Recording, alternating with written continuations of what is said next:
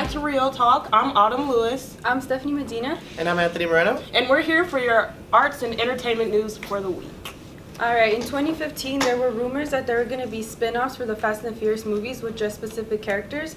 None of the cast actually said they wanted to do it other than The Rock.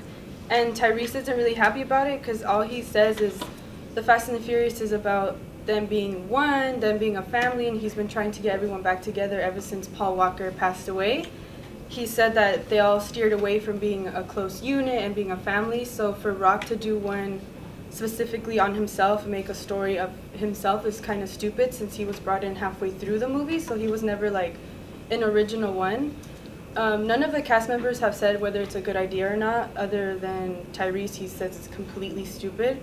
The Rock hasn't either like spoke to Tyrese in general or like on social media, other than that he was excited that he was going to have his own movie and that his co-star Jason Statham was going to join him, and he thinks it's good and it's going to open doors for other cast members to have their own movie.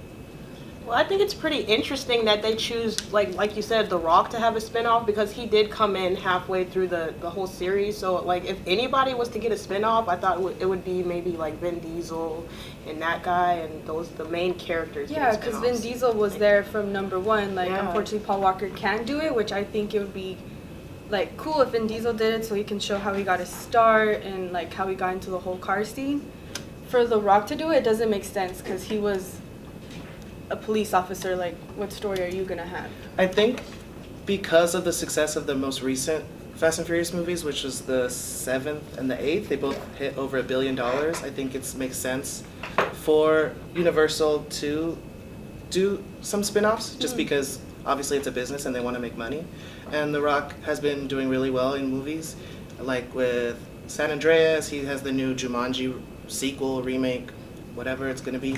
But yeah, I think he brings in a lot of money, and that's important to Universal, so I don't think it's a big deal. I think more they pushed back the sequel to the Fast and Furious for the spinoff, and I think that's the issue at hand. Yeah, that's true, but I just think it's kind of selfish because he was never in the first one. Like, he wasn't the original Fast and the Furious. He was like later on in the season when they were trying to like kind of get away from making any more Fast and the Furious movies, so I just think it should be Vin Diesel or anybody else other than The Rock. True. But we'll just have to see how it goes. Hopefully it brings in just as much money as the other ones. We'll have to see. Yeah. And now we're going to talk about the most recent episode of American Horror Story. With the sudden tragedy in Vegas, there was actually a shooting filmed for the new episode. FX released a statement saying that this opening, which was filmed 2 months ago and portrays an occurrence of gun violence that has sadly become all too common in our country, would be edited to showcase a little bit less of the violence and the gore.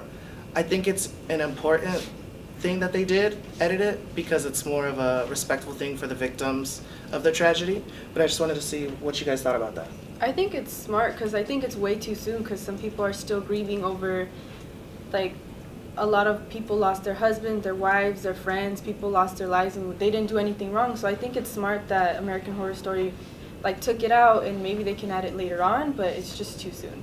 Yeah, and another thing that I love about American Horror Story is that each series tends to touch on a topic that actually has happened, and it's realistic. So I agree, it might be too much of a sensitive subject to talk about right now in the stories, but I think maybe later on it would get a lot of applause for like adding that. They actually said that the unedited version would be on demand if you did want to see it, and I agree with you just because this season does take place in current day in Trump's America, and obviously mass shootings happen all the time, and this is just another thing that happened, so I think that it reflects reality. But yeah, if you guys want to see the unedited episode, it's on demand on FX On Demand, FX Now, and FX Plus. And on with music news. Recently, I think last night actually, the Hip Hop Awards, Eminem slammed Trump in his Cypher freestyle. So if you guys want to check that out, that's going to be in my article on El Paisano Online, as well as these two articles, if you guys want to check it out.